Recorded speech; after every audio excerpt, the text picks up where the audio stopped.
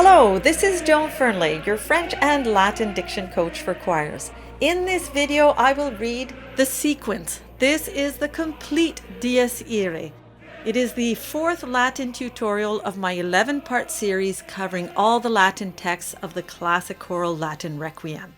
You'll find the link to the full playlist in the description box below. It's one video tutorial for each part of the Requiem. The only exception is the first video that combines the introit and the Kyrie just because the Kyrie is so short. Also included in the playlist is my introduction to this series. It's the guide I wish I had when I set out on this project. Most classic choral Latin requiems follow a standard list of prayers, but composers might split or tie prayers together or add or omit prayers. This is especially true for the sequence or Dies Irae, with its 19 verses that composers split in their own unique ways. Just look at the table of contents of a handful of masterworks, and you can see that composers split this prayer in more ways than one. Whether you are working on a movement titled Dies Irae, Confutatis, or Lacrimosa, just to name a few, just know that these are all part of the 19-verse prayer we know as the Dies Irae. So you are in the right place. And rather than creating multiple tutorials to cover all possible arrangements, I decided the best option was to create a single tutorial that works for any arrangement. The catch is that I need you to do just a bit of work on your end. As always, if you like what I do, please like, share, subscribe, and comment below. The sequence has 19 verses, which means there are 19 sections.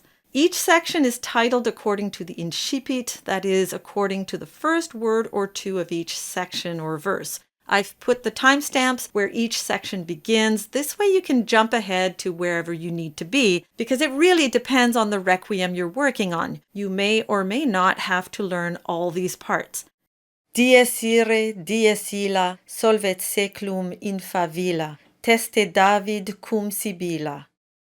Dies irae, dies illa. Solvet seclum in favilla. Teste David cum Sibylla. Quantus tremor est futurus, quando Judex est venturus, cuncta stricte discussurus. Quantus tremor est futurus, quando Judex est venturus, cuncta stricte discussurus. Tuba mirum spargens sonum, per sepulchra regionum, coget omnes ante tronum. Tuba mirum spargens sonum, per sepulchra regionum, coget omnes ante tronum.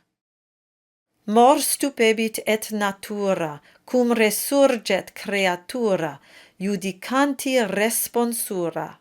Mors stupebit et natura, cum resurget creatura, judicanti responsura. Liber scriptus proferetur, in quo totum continetur, unde mundus judicetur. Liber scriptus proferetur, in quo totum continetur, unde mundus judicetur. Judex ergo cum sedebit, quid latet apparebit, nil in ultum remanebit. Judex ergo cum sedebit, quid latet apparebit, nil in ultum remanebit. Quid sum miser tunc dicturus, quem patronum rogaturus cum vix justus sit securus, quid sum miser tunc dicturus, quem patronum rogaturus cum vix justus sit securus. Rex tremendæ majestatis, qui salvando salvas gratis, salva me fons pietatis. Rex tremendæ majestatis, qui salvandos salvas gratis, salva me fons pietatis. Recordare, Jesu pie, quod sum causa tue vie, ne me perdas illa die. Recordare, Jesu pie, quod sum causa tue vie, ne me perdas illa die. Quærens me sedisti lassus, redemisti crucem passus, tantus labor non sit casus. Quærens me sedisti lassus, redemisti crucem passus, tantus labor non sit casus. Juste Judex ultionis donum fac remissionis ante diem rationis. Juste Judex ultionis donum fac remissionis ante diem rationis. Ingemisco tamquam reus, culpa rubet vultus meus, supplicanti parce Deus. Ingemisco tamquam reus, culpa rubet vultus meus, supplicanti parce Deus. Qui Mariam absolvisti, et latronem exaudisti, mihi quoque spem dedisti.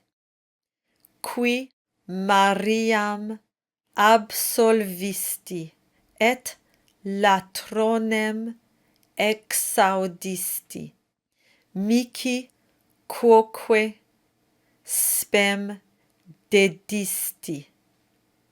Preces me non sunt digne, sed tu bonus fac benigne, ne pereni cremer igne. Preces me non sunt digne, sed tu bonus fac benigne, ne pereni cremer igne. Inter oves locum presta, et ab edis me sequestra, statuens in parte dextra. Inter oves locum presta, et ab edis me sequestra, statuens in parte dextra. Confutatis maledictis, flammis acribus addictis, voca me cum benedictis. Confutatis maledictis, flammis acribus addictis, voca me cum benedictis. Oro supplex et acclinis, cor contritum quasi cinis, gere curam mei finis. Oro supplex et acclinis, cor contritum quasi cinis, gere curam mei finis. Lacrimosa dies illa, qua resurget ex favilla, judicandus homo reus, uic ergo parce Deus. Lacrimosa dies illa, qua resurget ex favilla, judicandus homo reus, uic ergo parce Deus. Pie Jesu Domine, dona eis requiem. Amen. Pie Jesu Domine, dona eis requiem. Amen. And there you have it, the sequence or dies irae. Thank you for watching. Like, share, comment, and subscribe, and I will see you in the next video.